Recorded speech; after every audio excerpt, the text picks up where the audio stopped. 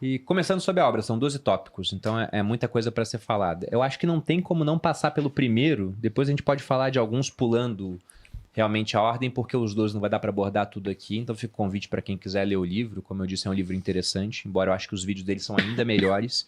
Pegando esse primeiro, cara, eu queria saber a sua opinião. Fique ereto e com os ombros para trás, no qual ele usa o Sim. exemplo das lagostas. A né? famosa história da lagosta. Bom, então essa regra é uma das mais famosas. Na época chegou a ter até camiseta com lagosta, né? Então tem uma... Aham. É engraçado, eu acho que, já que a gente tá falando das regras, é legal ir contextualizando um pouco a vida dele, com as etapas da vida dele. O Jordan Peterson passou anos na academia, dando aulas sem chamar a atenção do público. Assim, tinha um público... Eram aulas muito boas, deu aula em Harvard, deu aula lá no Canadá. As pessoas atraíam muitas pessoas, falava de simbolismo, falava de hábitos. Só que ele passa por um cancelamento, que é esse cancelamento dos pronomes de gênero. Ele é psicólogo, psiquiatra? O que ele é? Ele é psicólogo clínico, né? E aí ele... Clinical Psychologist, né? Como eles chamam.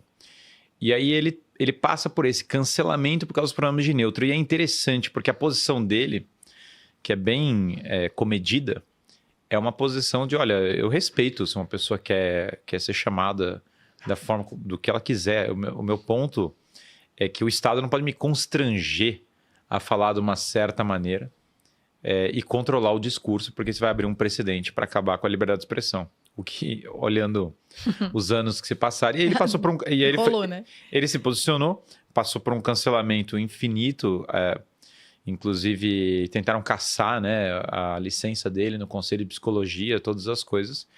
E nessa época, ele começou a falar muito para os homens jovens, porque esse mesmo grupo que estava cancelando ele, tinha se percebe que há um certo ódio foi criado nessa cultura woke, chama como quiser, há um certo ódio em relação ao homem jovem. Porque o homem jovem, ele é um privilegiado, ele é um opressor e outra coisa. E aí o Peterson falou, bom, já que eu estou no meio desse cancelamento, que tal eu pegar esse grupo que ninguém está falando para eles, ninguém está passando recados, todo mundo está tratando eles como pessoas, porque pelo menos o homem mais velho, ele ainda tem um status na sociedade, ele conquistou alguma coisa. E eu vou direcionar minha comunicação para eles, para ajudá-los, para começar a dar conselhos de um pai. Porque um dos maiores temas, você falou de crise de fertilidade, e um dos maiores temas do Ocidente atual é a ausência paterna. As pessoas, metade das crianças no país crescem sem o pai, a figura paterna é muito ausente, e quando é presente, muitas vezes não é uma figura tão forte quanto foi no passado. Então, o Peterson, nesse livro, esse livro ele é fruto dessa ideia de eu preciso dar conselhos paternos para os jovens. É uma forma de ajudá-los. Inclusive, você vê ele emocionado quando ele Faz fala dos sentido. jovens que ele conseguiu ajudar. Por isso que, às vezes, o cara vai olhar e falar, pô, esse é um conselho muito... E claro Básico. que beneficia não só quem é jovem, mas é um conselho muito básico. Aham. Mas a explicação que ele dá que é o fascinante. Então, quando ele fala da lagosta, então, todos os animais, eles projetam a sua presença e o seu status e a sua posição a partir da postura. Postura não é simplesmente o cara tá, a coluna dele está mais ereta. Não é só isso. É a forma como o espaço que você ocupa, é a linguagem corporal como um todo. E se você tem uma linguagem corporal que passa insegurança, isso tende a incentivar um comportamento inseguro. Então, a lagosta, a postura dela determina o status, né? Na briga que ela tem. Então, ela projeta a postura dela como um sinal de liderança.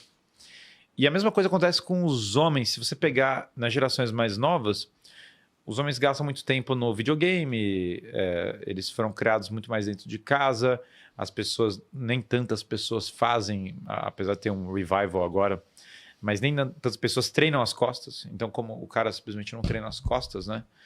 Não, o Bruno, notoriamente, está todo agora fazendo barra Dele. no Instagram, que é de maneira fixa. Você muitas vezes não tem nem a estrutura muscular para sustentar uma postura, né? E o efeito disso é que os jovens começam a ficar cada vez mais E é muito louco, se curvados você e encolhidos. reparar, os jovens hoje em dia são todos mais estreitos em relação no passado. Pelo menos é a percepção que eu tenho. Eu vi um pouco disso no quartel, assim. De quando eu me formei pro meu último ano na tropa, dava pra ver um pouco de redução de qualidade física do que a gente tava recebendo. Eles inicialmente tinham um teste físico melhor. Bom, todos já viram pessoas jovens entrando em ambientes e curvados, retraídos. E aquilo passa uma insegurança. Essa insegurança vai se manifestar numa insegurança pessoal. As pessoas vão percebê-la como pior, ou como uma pessoa que não é confiável. Porque esse é o ponto, né? Se você está aberto aqui, ó, eu não estou escondendo nada, você está aberto, você está ocupando espaço, né? Tem até um termo, eles falam que é manspreading, né? O cara está espalhando, é o homem que ocupa muito espaço. Mas veja, o fato é que se você ocupa espaço, isso mostra uma certa disposição numa hierarquia. Se o cara também no quartel chegasse e começasse a expandir para cima do superior dele, isso seria uma insubordinação. Então não é também que sempre a expansão, ou sempre crescer, ou sempre estar numa postura mais agressiva, necessariamente a melhor atitude. Tem atitudes e situações, né? Não obstante, a falta de confiança, acho que é um dos grandes temas dos jovens. Eu acho que essa regra é bem importante. As pessoas brincam com coisas da lagosta, mas o homem, todos os animais têm lições importantes sobre hierarquia. Numa alcateia, os lobos esperam para ver o que o lobo alfa vai fazer. Eles ficam olhando, eles esperam, vamos ver como ele age. Existe algo no homem que você intuitivamente respeita, quase que uma aura, né? Quando um cara sobe lá num palco ou em alguma coisa e ele tem a postura, você leva mais a sério as palavras dele. Uma pessoa mal posturada, imagina se eu tivesse tudo curvado aqui assim, só assim, as minhas palavras seriam levadas menos a sério. Isso que você falou dos animais projetarem poder, por exemplo, pela aparência. Eu estava vendo apareceu para mim no perfil do Instagram algo muito interessante. Ele mostrava a disposição de alcateias de lobos em um certo território. E como os lobos respeitavam o território da alcateia rival. Então, até os lobos reconhecem propriedade privada, mas tem pessoas que não reconhecem isso, né? Mas, enfim, os lobos, quando eles chegam no limite do território do outro, pode ocorrer um enfrentamento, mas geralmente não acontece. Porque sempre vai ter um lobo perigoso de ambos os lados. Eles sabem que a consequência do enfrentamento pode ser a morte de ambos. Então, um rosna pro outro, tudo, projeta poder, mas eles param ali. Eles ficam daquela forma. Uma projeção de poder, você está falando uma coisa muito interessante, que pode evitar conflito, né? Sim. Porque esse é um ponto que o Peterson bate muito na comunicação dele, de que quem gera o conflito é o homem fraco. E isso é notório, assim, né? A velha história que ele fala que se vocês têm medo dos homens fortes, espera até ver do que os homens fracos são capazes.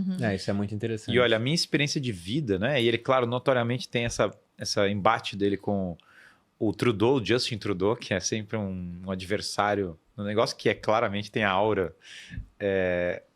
do peça desculpas primeiro e depois fale alguma coisa, desculpa por ser canadense, desculpa por ser ocidental, desculpa por ser homem e tal. A ideia do homem fraco, na minha experiência pessoal, a maior parte dos problemas que eu vi foram causados por pessoas fracas, não por pessoas fortes. Pessoas fortes tendem a ser mais seguras de si mesmas, tendem a ser pessoas que acrescentam algo. Eles não te veem como ameaça, porque se você tem força, você fala, poxa, um dos ambientes mais tranquilos do planeta eu fui dar uma aula esses dias, né? Tava dando uma aula num auditório cheio de campeões de jiu-jitsu. Um dos ambientes mais relax do mundo, assim, porque todo mundo poderia matar com as mãos a grande maioria da população mundial. Então, o resultado disso é que tá todo mundo chilling, entendeu? Ninguém tá preocupado com nada, todo mundo tá extremamente tranquilo, você sente uma segurança, né? O que mostra que são homens bons nesse ambiente, porque eles são perigosos, mas mantêm aquilo voluntariamente sob controle, que é um ponto que o Peterson aborda bastante também. Pois é, porque as pessoas têm medo do homem ser perigoso. É bom que o homem seja perigoso, porém, bom e controlado. Sim. O homem descontrolado, ele é um problema. Então, na verdade, um homem... Aqui é o ponto, né? Quando a gente fala de força, não é só a força física, né? Mas a força mais importante é do espírito. Em primeiro lugar, ser forte é em espírito. A força física ajuda, porque o corpo é o templo do espírito, já falavam as Sagradas Escrituras. Você tende a agir e pensar conforme o seu corpo se pauta. Se você está fora de forma, e eu sei que isso as pessoas tratam como politicamente incorreto agora, mas se você está fora de forma, só de estar fora de forma, toda a sua forma de pensar já começa a ser alterada. Porque você falta fôlego, você precisa de oxigênio para o cérebro trabalhar de certa maneira, muitas vezes. Então, você vai fazer um exercício físico, você é sedentário. começa a fazer um exercício físico, você já cansa. E você está toda hora no dia cansando, em ciclos de cansaço. Você pode ter compulsões por comida com mais facilidade. Você pode ter taxas de glicose, né? Problemas com a glicose que vão atrapalhar a pessoa. Então, assim, biologicamente falando, a pessoa que está fora de forma vai ter a sua aptidão neurológica e a sua capacidade de pensamento alterada. Isso vai alterar o viés da pessoa na visão de mundo. Isso acontece mesmo. Tem um pensamento do Sêneca, ele fala o seguinte, né? Tá no Sobre a Ira. Ele diz que a melhor maneira de uma pessoa irada deixar aquilo passar é comportando-se como se não estivesse irada. E ele arremata falando que as disposições internas se adequam às externas. E tem um cara chamado Dan Ariely, isso está num livro dele chamado Previsivelmente Irracional, um pesquisador. Inclusive, eu cito Dan Ariely no meu livro por conta de uma outra experiência que ele fez. Mas ele pegou pessoas e foi fazer um teste com essa dinâmica. Será realmente que a disposição externa ela altera a interna? Então ele colocou pessoas para responderem uma pesquisa. Só que ele dividiu em grupos. Um grupo só respondia e o outro grupo era obrigado a responder enquanto tinha um lápis entre os dentes. Uhum. De maneira a quase que forçar um sorriso. Um sorriso muito falso, mecânico, mas ainda assim um sorriso. E as respostas, elas podiam ter um viés positivo ou negativo. O que ele viu foi que nesse grupo, forçado a sorrir para responder as perguntas, elas eram mais positivas em comparação com o grupo que podia responder livremente. Então, é meio que isso que você falou. O cara tem uma postura onde ele está todo encurvado, ele já fica automaticamente menos confiante do que se ele tivesse uma postura normal. Olha o fenômeno das roupas, né? A forma como você se veste altera o seu comportamento. Se você botar uma roupa de esporte, se você estivesse sentado aqui com uma roupa como se tivesse acabado de correr, seria outro clima. Você já, quando bota uma roupa de esporte, você já muda a sua disposição. Todo homem passa pela experiência de botar um terno. Só de você botar o terno, você já muda a sua postura, seu jeito de falar, a forma como você vai interagir. As pessoas te tratam diferente, você está andando com o terno.